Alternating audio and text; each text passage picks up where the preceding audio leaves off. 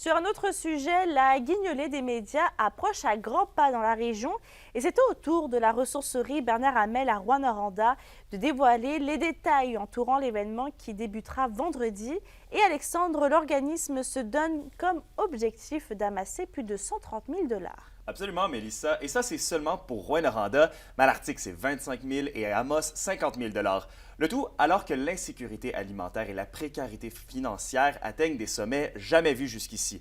Pour son 23e anniversaire, la collecte tient vraiment à contribuer à faire du temps des fêtes un moment festif pour tous.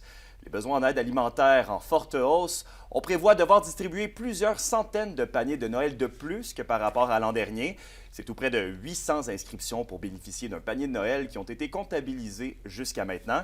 Tout ça alors que un Québécois sur 3 dit avoir vécu de l'insécurité alimentaire au moins une fois ces 12 derniers mois.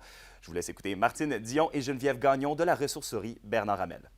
Parce qu'on veut vraiment que le panier de Noël soit différent d'une distribution alimentaire normale. Tu sais, à la cuisine, on a fait des tourtières, on a des groupes d'entreprises qui vont nous faire des tourtières, des ragoûts de boulettes. Tu sais, tout le monde à Noël, c'est un spécial. On fait un gros party, on fait un souper, Fait qu'on veut que les personnes qui sont en situation de pauvreté, je m'excuse, là, mais c'est vraiment difficile à vivre cette période-là pour eux, puis qu'il y ait au moins quelque chose, c'est comme tout le monde. On a une prévision de 800 paniers comparativement à 550 l'année dernière.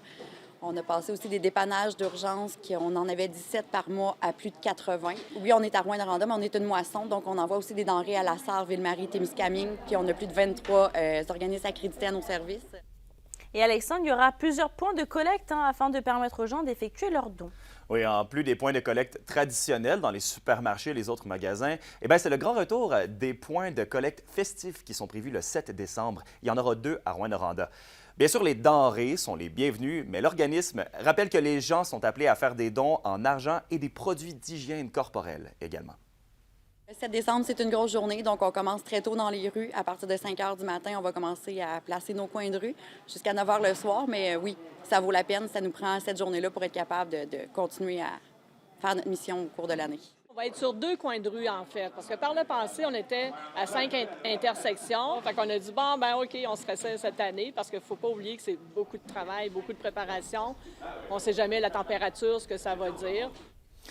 En tout cas, beau temps, mauvais temps. Chose certaine, Mélissa, c'est qu'on pourra vous voir au point de collecte festif. Je rappelle que l'équipe de TVA Abitibi-Témiscamingue prendra part à la collecte du 7 décembre prochain à Rouyn-Noranda et à Val-d'Or. Il y aura également des points d'équipe locale à Malartic, Amos, La Sarre et au Témiscamingue. Effectivement, on sera sur place. Merci Alexandre. Au plaisir.